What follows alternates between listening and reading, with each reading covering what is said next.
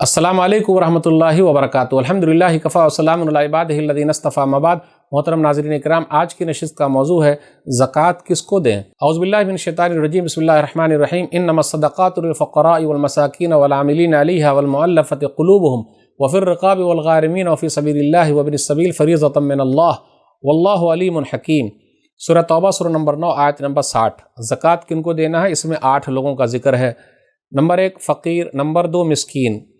کون ہے؟ وہ لوگ ہیں جو ضرورت مند ہو اور جن کے پاس اتنا مال نہ ہو کہ وہ اپنے اور اپنے بال بچوں کے اخراجات پورا کر سکیں، تو اتنا پیسہ ان کو تو ضرور ملنا چاہیے تاکہ وہ آرام سے رہیں۔ نمبر 3 جو زکوٰۃ وصولی کرتے ہیں ان کو بھی زکوٰۃ میں سے دینا ہے، مقدار متعین کر دینی ہے، چاہے تنخواہ کی شکل میں ہو یا وظیفہ کی شکل میں ہو، یا پھر لوگوں کا دل رکھنے کے لیے۔ تو یہ لوگوں کا دل رکھنے کے لیے زکوٰۃ دینا ہے۔ وہ کون لوگ ہیں؟ کمزور ایمان والے، یا وہ لوگ ہیں جو اسلام لانے کے بعد تکلیف میں ہیں، پریشانی میں ہیں، تو ان کو دے سکتے ہیں۔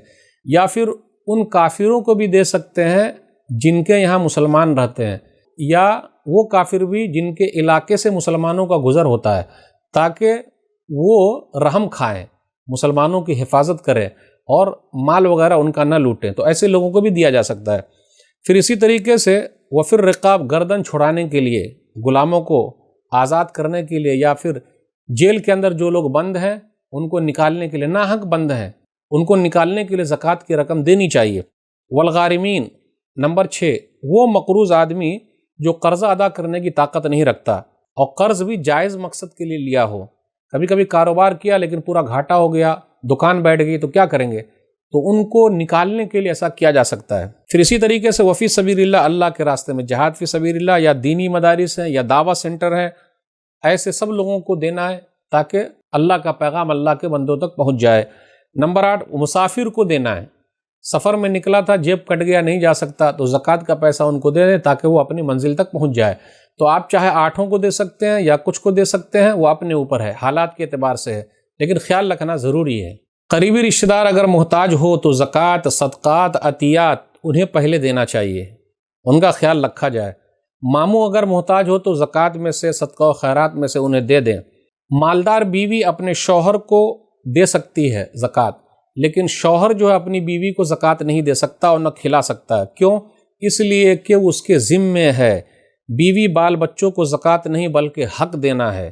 سنن ابی داؤد کتاب الزکاۃ حدیث نمبر 1692، عبداللہ بن عمر رضی اللہ تعالیٰ عنہ بیان فرما، کفا بالمرء اثما ان یضیع من یقوت، آدمی کے گناہگار ہونے کے لیے اتنا ہی کافی ہے کہ جس کا حق اس کے اوپر ہے اس کو وہ ضائع کر رہا ہے، برباد کر رہا ہے۔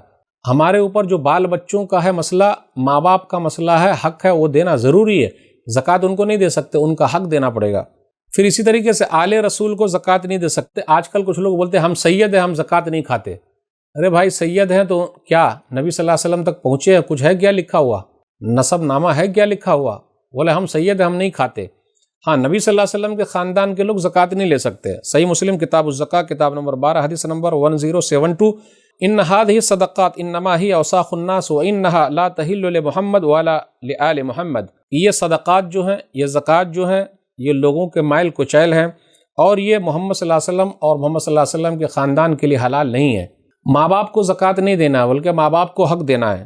سورہ بقرہ سورہ نمبر 2 آیت نمبر 251، قل ما انفقتم من خیر فللوالدین، تم جو بھی خرچ کرو اس میں پہلا حق ماں باپ کا ہے۔ تو ناظرین اکرام، زکوٰۃ دینے کے تعلق سے یہ چند باتیں تھیں۔ اللہ سے دعا ہے کہ اللہ تعالی ہم لوگوں کو زکوٰۃ کے مستحقین تک پہنچا دے، ان کو دینے کی توفیق دے، آمین۔ زکوٰۃ نکالنے کی توفیق دے، آمین۔ صدقہ و خیرات، عطیات نکالنے کی توفیق دے، آمین۔ اللہ ہمارے صدقات کو قبول فرما لے، ہمارے زکوٰۃ کو قبول فرما لے، ہمارے عطیات کو قبول فرما لے، آمین۔